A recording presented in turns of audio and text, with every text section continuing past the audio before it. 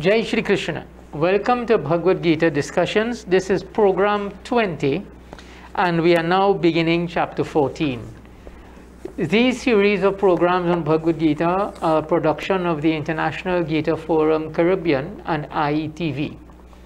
Our presenter is Pandit Vickramaditya Maharaj, who is here again with us, a man of tremendous learning with Bhagavad Gita, and we now begin chapter 14. But Panditji, before we start, I received another question was communicated to me, and it concerns the soul. The question that the person asked is, we are talking about the soul many times. Can we give some description on the soul? The size of the soul? Can the soul be seen? These are the sort of questions that the person asked that we put to you to get a response. Okay, very interesting question. According to the Upanishads, Balagrasta bhagasya shataka kalpitasya cha bhoga jivasi vigyu sachaya mataya kalapati. The Upanishads say if you take one strand of a hair and you split it into 100 pieces, and then you take one of those pieces. When you say split it, you mean not cutting in terms of the length? No, split. Yeah, okay, so horizontally, yeah. So if you split one strand of hair into 100 pieces, okay, and then take one of the pieces and split it further into 100 pieces, that is the size of the soul. All right. According to Sanatana Dharma. But it also says, Gunadva lokavattaha. The soul is so small, seated in the heart of each and every one, but it illuminates the entire body. Okay, so you're saying it's seated in the heart? Yes. But people always speak of the soul when leaving the body, coming out from the Brahman. Well, it's supposed to leave from the Brahman. If it leaves from the Brahman, it goes straight to the Supreme. If it leads through the mouth, that's a different story. And if it leaves through the generative organs, that's problems you don't want in your next life. So there are different ways. Yes, there are different ways. Yeah. This is why when a person dies, we light the fire in the mouth. Right. We don't light the fire in no other part of the body. You put the fire in the mouth and you light it. Because it is supposed to leave from the head up. Yeah. So some people say the head, some the mouth, some people say the nostril, some people say the air, some people say the Brahman. All correct. Anything above the shoulder, you're good. So it means that the soul has to be something very light for it to move upwards. Heavy will sink.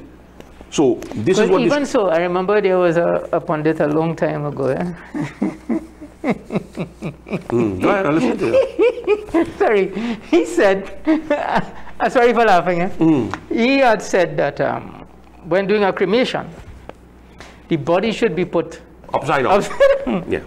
Right. That is written in the Shastras. And under what conditions will you do that? But we don't live in that age. Right. It was not done in this age. It says in this age everybody will be lit face upwards. Right. But it is written in the Shastras that yes, you burn people upside down. But then the question was, where will I light the fire? I cannot answer that on TV.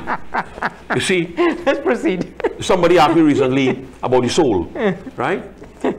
If a tree have a soul, and my answer was, does the shoe in your foot have a soul? It's spelled different. Yeah, but every living entity has a soul. 8,400,000 living species. What part of living species don't you understand? That's an important issue, because some people justify killing animals and eating it and whatever else with the assumption that, oh, animals don't have souls. Only humans have souls. No. Why would Lord Krishna then say, I am the one who creates the movable and the immovable? The immovable doesn't mean the dead. Yeah. Right? Mountains grow. How do stones grow? Plants grow. No, animals forget grow. plants. Plant and animal is different thing. We're talking about something dead. Stone. How does stone grow? You have a Shiva Lingam not growing? I have a Shiva Lingam home not growing. I have a picture of the Shiva Lingam in Patiram Trace when it was 7 inches high. Now it's about 26 or 27 inches tall. Yeah, that's a well-known temple in South. In South. Yeah. You have to keep stressing South. So, devotees, put aside all the joke and the fun. We begin now Gunatrai Vibhag Yoga. which is chapter 14 of the Gita. How does Gyan assist Mukti? That is what it means. Gunatray Vibhagyo. How does knowledge assist salvation? So we begin with Lord Krishna saying to Arjun, Paramabhoya pravakshyami jnananam jnanamutatamam yajagyatva munaya sarave param siddhe mito gataha. I shall now describe to you, Arjuna, explain to you that supreme knowledge, which is said to be the best form of knowledge. And by knowing of this, Arjun, the great saints and sages of the past, they have come into this world and they have attained the highest perfection using this knowledge. Idamagyanam mupashritya mama sadaramamagataha Saragepi no pajayante pralayena vyatandichaha. Those who have devoted themselves to this knowledge. Now that is something interesting to start with. This is not something going to fall into your lap. You have to devote yourself to it all the time. Yeah. All the time, and then it's going to come to you. Imagine yourself living in a house where everybody is dying from thirst. 6 people living in a house and there is absolutely no water. And somebody for some strange reason opened the tap and that water started to fall drop by drop. Hey, you know how long it's going to take to fill 1 cup of water for 6 people to drink? But if you lock off the pipe, you get none. When you open it, you get it drop by drop. Over a period of time, everybody is going to be satisfied. So those who devote themselves to this, they would attain unity with me. And when they attain unity with me, Arjun, 2 things come into play. 1, they are not born when the new cycle is created, nor they are not disturbed at the time of dissolution. Now, what does he mean by they are not disturbed at the time of dissolution? It means that they will witness the dissolution taking place. And when you witness that kind of devastation taking place, like only yesterday I was watching the television and saw this fire that raging in Hawaii with a storm coming. And that storm is pushing that breeze, feeding that fire, the fire devouring everything in its pathway. You could imagine if you were in Hawaii, what you'd be experiencing right now. There is no guarantee you're going to live. So they are not perturbed when the dissolution comes, nor are they born when the cycle begins again. Now, there's another simple way to put it, and that comes, navyatanti. They will not experience misery. And this verse also indicates to me that there is something called sadharamayam. Sadharamayam means that you assume a form like the divine. You assume a form like that. You look just like that form. Mamayo nirmahada brahma tasmina garavadadamyaham sambhava sarvabhutanam tato bhavati ya bharata. My womb, Arjun, is called the Mahata Brahm. Mahata Brahm means Prakriti. And in that Mahaprakriti, I place this germ that causes the birth of every life form in this world. So everything that is created in this world that has life has Bhagavan Krishna in it. Every life has it. But because of the karma, because of the actions that they have performed, some of us lose it. In the Dasamaskand of the Bhagavad Purana it says, Daiva Shruti Badharaminyam Swasyam Yo No Parapuman Adatta Vidyamasasuna Mahata Tattvam Hiranyanam. That I am the one who impregnates that womb of material nature with soul. I am the one who put that there. And then, inspired by karma, these individual souls, material nature gets to work to create suitable life forms for them. So he starts the program, and then nature takes over. he starts that program of bringing life into the world. Nature then follow suit from it. Sarvayoneshi kaunteya muritaya sambhavantiya tasya brahma mahadyo niraham brija pradapitaha. Whatever form is produced in this world, Arjun, I am the one who gave it life. The life has to come from me. Create what you want. The life comes from me. Back to the argument, discussion 2 sessions ago. Where does individual thought come from? Nobody has that. We want to believe that. As I have been researching for years to find 2 things in Sanatana Dharma that I've never found. One is called heaven and one is called hell. I've never found that. Nowhere in Sanatana Dharma. In Sanatana Dharma it's called Swargalok, the abode of the celestials. And then Narak means the nether worlds, the underground worlds that exist. There is no definition for it. Sattvam rajastama iti guna prakrati sambhava nihibadananti mahabaho deha deha namabhyayam. These 3 gunas, Arjun, Sattvic, Rajasic, Tamasic, they are not born from me. They are born from Prakriti, Nitya. And their job, the job of the gunas, is to bind this body to this place. That is their job. Tattva sattvam niramalat prakasha yamanayam sukha sangena vadananti jnana sangena chanagaha. Sattva or Sattvic is said to be the stainless state, the luminous one. It binds by creating attachment to happiness and the attachment to knowledge. It still binds you. You see, there's a concept that because I love to read and because I love to research, right? Let us assume there's a Sattvic quality. But it could also give me that false hope that only I could do this. Only I could do this. You understand? So it is just as bad as the tamasic if it is used for the wrong reason. Like somebody told me once, you could light a lamp, and with a lamp that is lit, you could study the scriptures. I say, okay, I accept that. He says, what about the man who lights the lamp now to prepare false deed for people? So you blame the lamp for it? You don't blame the lamp? It's the purpose for which you use it makes it good, bad, or indifferent. Rajoragatmakam viddi trishna sanga samudbhavam tannibadananti kaunteya karma sangena dehinam.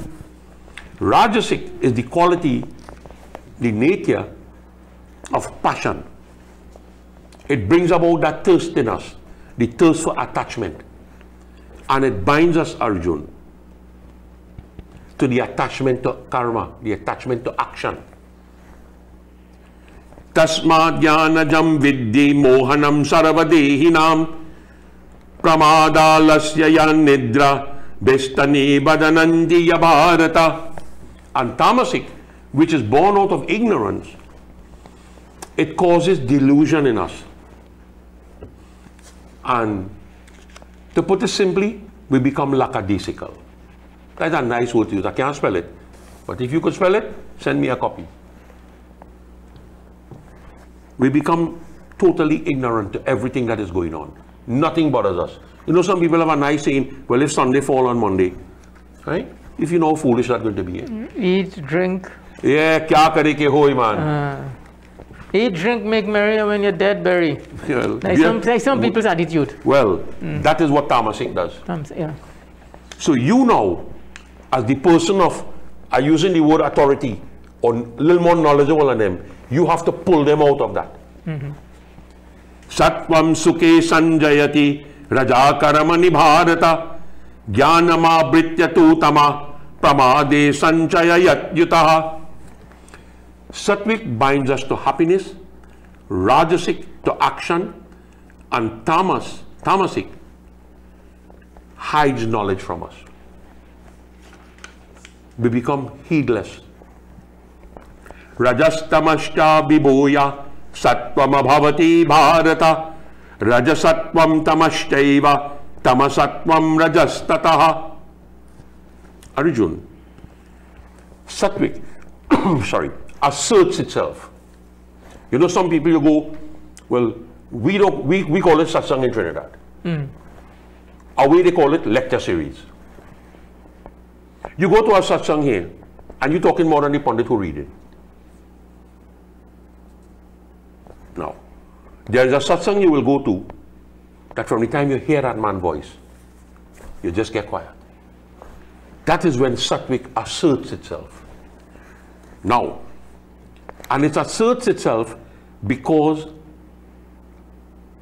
it is presiding over Rajasic and Tamasic. And when Rajas is predominant, it presides over Sattvic and Tamasic. And when Sattvic is predominant, it presides over Sattvic and Rajasic. One has to be predominant. All three cannot be predominant. If all three predominant at the same time, your head going to blow up from your body. That's not going to happen.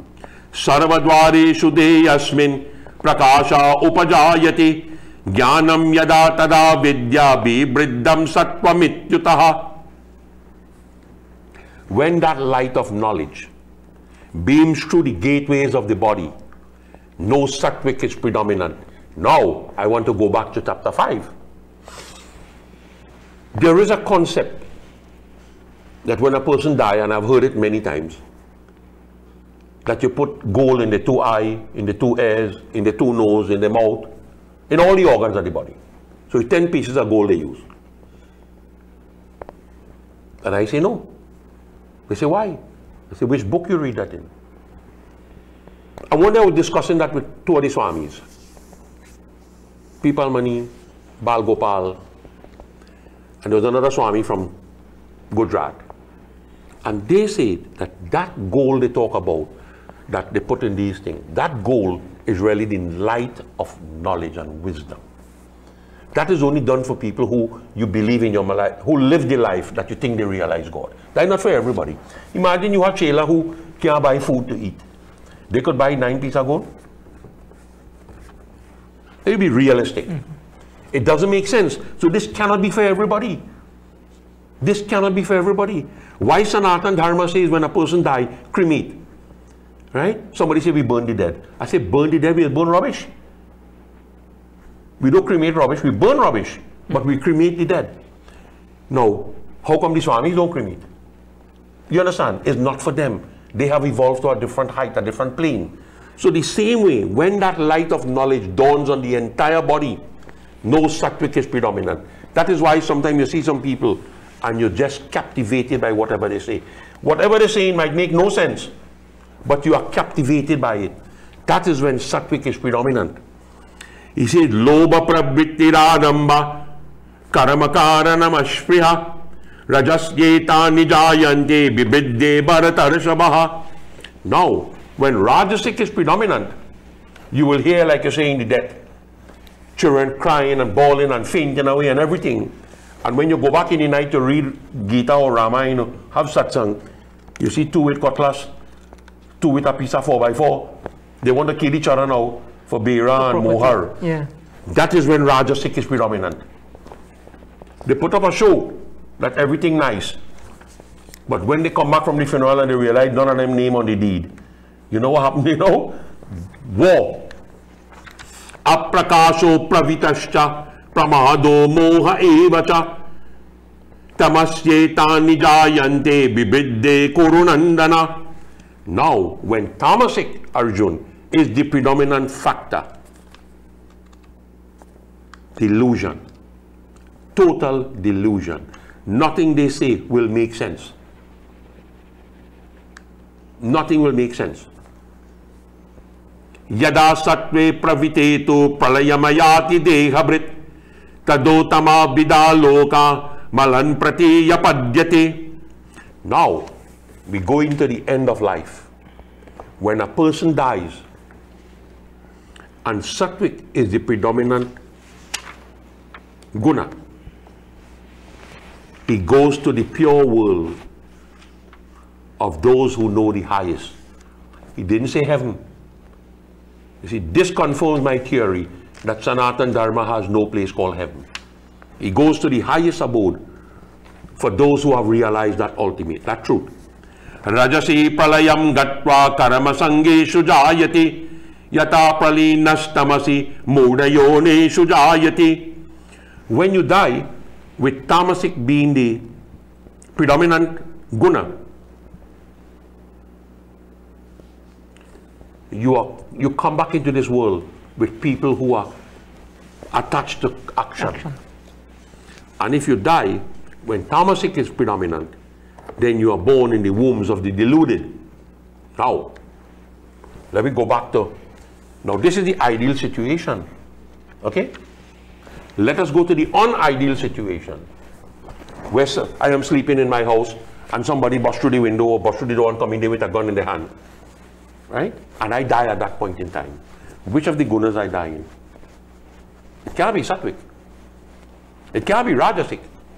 Nor can't it be tamasic. So I die out of fear. You agree with me? Or they kill me. Okay. So let me hear you. I'm not sure how you determine the person's state of mind. I can't speak to the person's state of mind at the time of the event. I'm being hypothetical in saying that you are asleep in your home after an 18-hour flight. I presume you'll be dead to the world when you're sleeping, because your body will be totally at rest. And some force wakes you up. And you realize when you jump up, the light in your room is on, and somebody has a gun pointing at you, and you die at that moment. Is it sattvic? Is it rajasic? Is it tamasic? Or is it fear or shock? It depends on from my perspective, it depends on the thinking of the person, because we have situations I've read of sadhus during the Islamic invasion of India. When they were confronted by those who saw them as infidels, and these are worse than filth on the earth, and decided they had to be killed. As they were running by and let's through them, these people, you said, were seeing in their mind Bhagwan. So from my perspective, it's very difficult to answer your question to say what would be going through your mind. Right. But they were seeing Bhagavan because that is the life they lived. They lived, yeah. Is any one of us living? But the person coming to kill them and seeing them as another human being. No. They're less than human being. Right. But what I'm saying, are we living that life? Now the question comes, are we living that life when we are confronted with any situation? There's no fear. We see Bhagavan in it. Ananyasyantayanto mam ye jana padupasate. Do we live that really? Don't try to pull that on me. I read the I am pulling nothing on you. It's just a verse that talks to Lord Krishna saying that he personally protects his devotees. I protect my devotees. But what I'm saying... Does the devotee feel a sense of protection? Does he have that strength of faith? I can't answer that. That nobody can answer. So what I'm saying, that when you meet death like that, it puts us in a predicament. Because we really don't know which was the predominant force at the time. Yeah. And then it creates two other situations that the Gita does not talk about. The Gita talks about sattvic, rajasic, tamasic. It doesn't talk about dying from fear or dying from shock. The Gita doesn't talk, nowhere in the Gita mentions that. In other scriptures, now, this is where it comes in now, where there is something called akala mrityu. Akala mrityu means untimely death. Right? And I'm going to use, I don't want to use the name. The guy who was flying the plane into the Twin Tower in New York, maybe it was his time to die, right? But are you telling me when that plane hit the Twin Tower, the 5,000 people that died in the Twin Tower, their time reached to die at the same time? That's not possible. That is akala mrityu, untimely death. I remember there was a prominent lady in San Fernando who died at the same time. And I was reading Gita, and the then president of the country in Trinidad was Nur Hassan Ali, and he was present. And I said, my question was, everybody who died in the Twin Tower, were they liberated? And he smiled. That was the question somebody asked. And I said, yes, except 4. And everybody was shocked. How everybody going to get liberation except those 4 people? I said, those were the 4 people who opened the window in the Twin Tower and jump out. Fear made them jump out thinking they could be saved. Only 4 of them did it. So that is akala mrityu, untimely death. Do you know there's a thing called premature birth? So if there is premature birth, and we live in a world of the pair of opposites, can they have premature death? Or you have selective premature? No. Hinduism believes there is premature birth, there is premature death. It's akala mrityu. And this is why we use the Mahamrityunjay mantra. The Mahamrityunjay mantra, Trambakam yajamahe sugandhim pushti bardhanam urvarukmeva bandhanat mrityora mokshma amrita, prevents untimely death in our homes. That is what the Mahamrityunjay mantra is for. Now, Tataprali nastamase muroyoneshu jayate. When you meet your death, when tamasic is predominant, you are born into the home of the deluded. Karamana sukritasyahu satvikam niramalam pralayam rajasastu palamadokam jnanamatamasaya palam. The fruit of good action is sattvic. The fruit of rajasic is pain. And the fruit of tamasic is ignorance. So, we have to decide the decision or the path we want to go. We have some say in it, not all. But if we make the effort to do it right, help will come to get us on the right path. Fair enough. Help will come. Because good people, you know, like we had a joke in college that me and my friend copy word for word exam. Word for word, comma for comma, mistake for mistake. And the principal put some belt on him, man. Serious belt. So when he come out, I say, how much I get? He say, about 18. I say, I breaks in my back when I go in. When I go on in the room now, he take up the belt. I say, so I want to ask you one question. I say, what is that? I say, don't you know intelligent people think alike? I get 24. On that note, Manuji, let's take our break now and then we will continue. You are viewing Bhagavad Gita discussions. We now break and then we will continue. Jai Shri Krishna.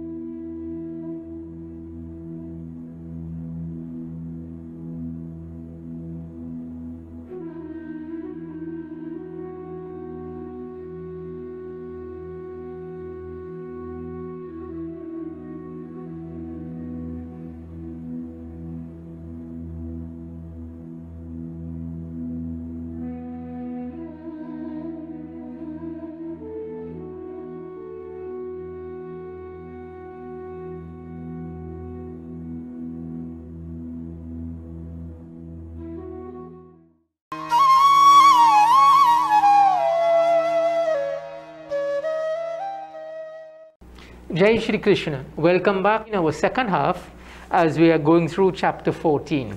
We are now at verse 17. Panditji. Satpat sanjayate jnanam rajaso lobha evacha pramada mohau tamaso bhavato jnanam evacha. Sorry. From sattvic arise wisdom. Now, when the wisdom arises in us, what do we do with that wisdom? Hinduism talks about three things: Gyan, knowledge, wisdom, and bhakti. So when the wisdom itself dawns on you, what do you do with that wisdom now? I would say wisdom allows us to do right action. All right. There's a beautiful verse that says, wisdom is like Persad. No, in India they say Persad. I'm not talking to India, I'm talking to Trinidad. Persad. When you go in the mandir for Shivratri, Janamashmi, Hanuman Jayanti, whatever, and you offer Persad, the Pandit might put one by the Murti, whatever it is, and generally he gives you back the Tariya. Right. What do you do with that? You eat it, you share it with family. Well, not family, you share it with everybody who there. So you share it with everybody. That is what wisdom is. That is what knowledge is. Knowledge and wisdom is not a meal in a restaurant. That you go and you buy it and you're selfish, you eat your belly full and what you leave, you throw it away. No, knowledge is to share. So that knowledge dawns on you because the Supreme Lord knows that if I give this person this knowledge, he's going to use it wisely. He also gives the very knowledge to Ravan. But Ravan used it for the wrong reason. So it's not a fault of knowledge. Now, when you get from Rajasic now, greed is going to come. And from Tamasic, ignorance is going to come. Orada gachanti satvasta madhye tishtanti rajasa jagaya gunna pravitto ado gachanti tamasaha. There is a verse in the 10th volume or the 10th skand of the Bhagavad Puran.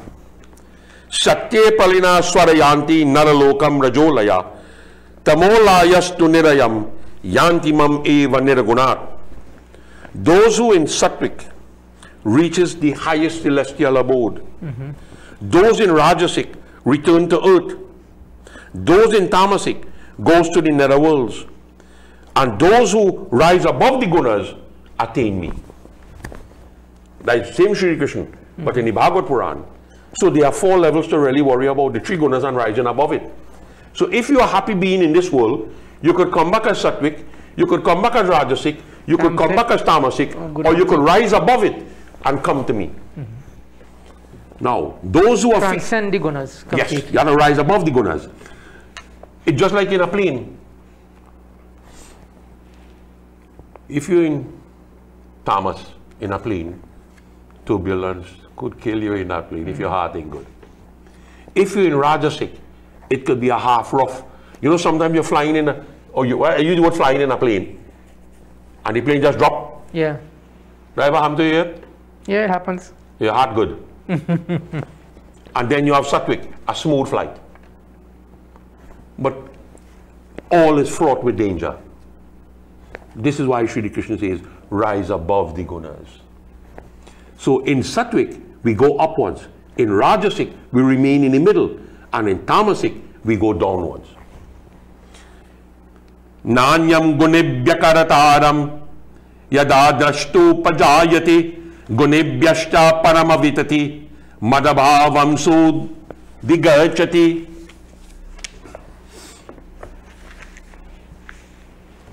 When the human being realizes that there is no agent other than the gunas, you will have to know, you will then realize there has to be something that is higher than the gunas. And that which is higher than the gunas is where he wants to go, and that is to me. I am the one who is higher than the gunas. Gunani tanati tyatrin dehe deha samudbhavan janma mrityu jara dukkhe vimukto mritamashnute. Having crossed over the gunas, Arjun, you become free. Free from what? Free from birth, free from death, free from decay, free from pain, and then you attain mritamashnute, immortality. Then you attain that. Arjun, hearing these words of Lord Krishna, asks question number 16. Kailingai string gunane tanti to bhavati prabhu kimachara katamachetas trinaguna nati vartati. How can you look at an individual and know he has crossed over the gunas or he has risen above the gunas? What is his conduct? And how do you rise above the gunas? I'll give you a little story. Once I was in Miami, and in a hall in a university, well, I think it's a high school or university. What we call high school, they don't call it high school, I don't know. So they asked me to go to listen to this man from India. I said, next man from India again? Okay, there we go. And the man walked in very simple. Nobody knew who he was when he walked in, because he was in an ordinary, what they call a pajama pants, and a merino. And he went and he sat on the asana. Beard like mine, dark, kind of more balding than me. Small fella. And they said he was going to discuss the Hanuman Chalisa. And all the man said, Shri Guru Charana Saroja Raj Nijamana Mukura Sudhar. He didn't know much English. So the interpreter was interpreting. And he says, all I'm going to talk to you about today is Shri. What is Shri? And he spent 4 hours talking on Shri. The only thing I regretted, I didn't have a book to write down what this man said. Right? Small little fella, you know. So much depth that if you look at him, you think he's a nobody. Yeah. So this is the question that Arjuna asked. How do you know when you look at these people? How do you know their conduct? How they have risen above the gunas? And the first thing Shri Krishna says, Prakashamacha pravitim cha mohameva cha pandava nadveshte san pravittani navritani yakanshati. One who hates no light. One who hates no activity and delusion when present, nor longs after them when they are absent. He doesn't wish for anything. That's the first quality. If it's there, he accepts it. If it's not there, he goes on. Udasina vadasino gunaino na bichalayet gunavaratanta ityeva sovatishtishtha nengati. When he sits, he appears to be unconcerned. Murari Bapu, that's the man name. When he sits down here, whether it had 1,000 people in the audience or 1 in the audience, it didn't make a difference to him. Right now we are seated here. Who are we talking to? Whoever is watching. No, we're talking to each other. Yeah. Suppose nobody That's watching. right, that's right. Yeah. Suppose nobody watching. So we're talking to each other. But we create the atmosphere as if we are talking to millions. Yeah. So you see, that is what he says. When you sit, you are unconcerned. You are not moved by the gunas, and you are firm. The guna is going to move, not you. You remain firm in what you are in.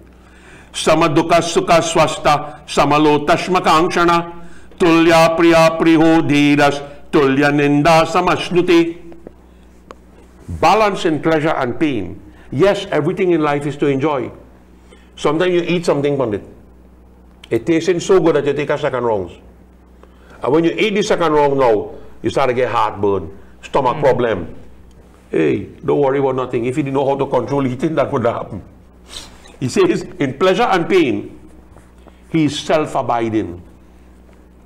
He looks at everything in this world that has the same value, whether it be a stone, gold, mud, it remains the same. You know, there's a beautiful song in a movie. एक दिन मिट जाएगा मोती के मोर जग में रह जाएंगे प्यारे तेरे ओ. You know what that means? One day we all going to become mud. And we will leave this earth. And what people are going to remember are the good things that we do. So here he says, all look alike to him. The same. That is agreeable and disagreeable. He is the same when you praise him, and he is the same when you abuse him. Manapamanayo tulya tulyo mitra vipakshayo saravaram parityagi gunatita sa uchyati. He is the same when there is honor and dishonor. He is the same when he is amongst friend and foe, enemy. Abandoning all undertaking, such a person has risen above the gunas. We go back to the verse what Bashish tell Ram. When you do it with everything. But in your heart, just remember, you are doing nothing. Macharobhya bicharanye bhakti yogena sevate sagunan sammati tetan brahma bhuyaya kalapati. Serve me, Arjun, and serve me with unswerving devotion. What is unswerving devotion? I remember once I tell somebody came to the Ganesha, I think in 2012 when we do it. 12 nights we did it that year.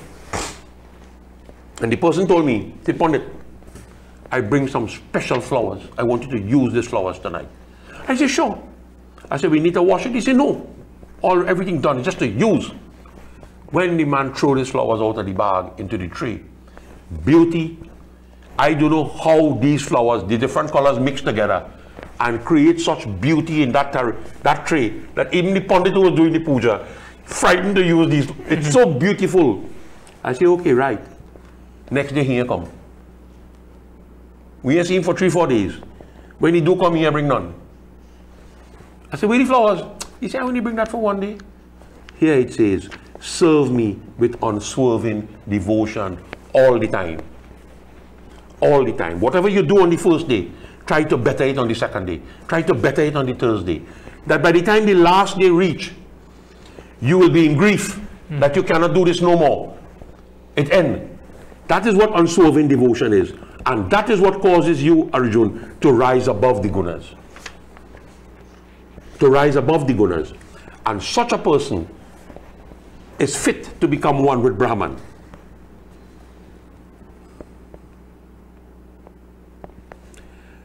Brahmanogi pratishtaham mritasya vyanayasya cha shashvatasya cha dharmasya sukasya kantikasya cha. Arjun, I say to you, I am the abode of Brahman. I am the immortal one. I am the eternal dharma. And I am absolute bliss. This is why I have said when we had the Gita discussion that the Gita doesn't depend upon us to survive, to make it Sanatan. God makes it Sanatan. Bhagavan makes it Sanatan. He is this Sanatan Dharma. So he will exist because he is what it is. This is the search of humanity.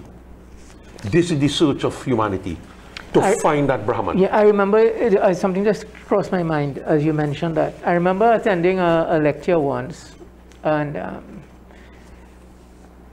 somebody got up very arrogantly and asked me, I was presenting, what's the relevance of Bhagavad Gita? What's the relevance of Ramayana?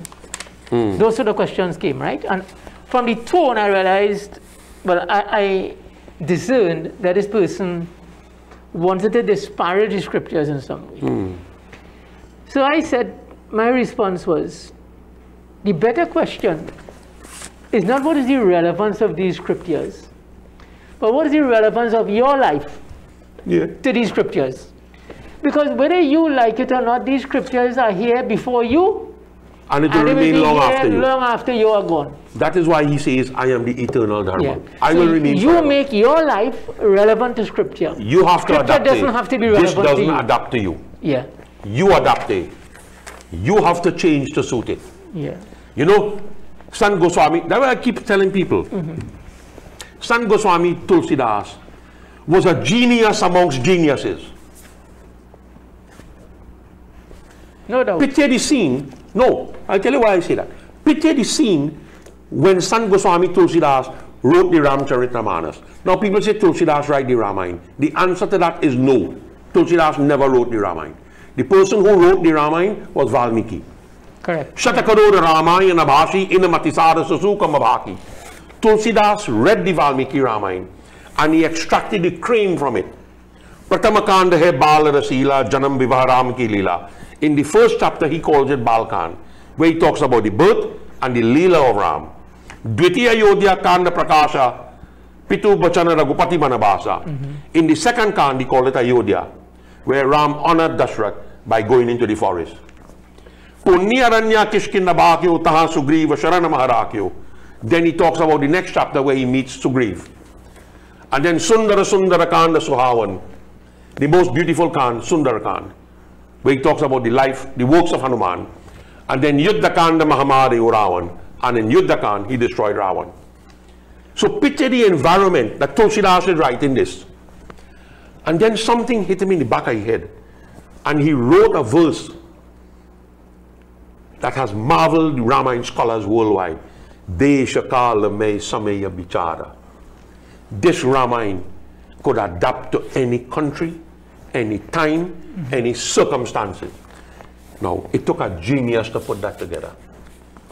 It took a genius that even the scholars of the Ramayana cannot understand. Also, what Tulsi did is wherever Valmiki was very long in explanation, he was short. Yeah.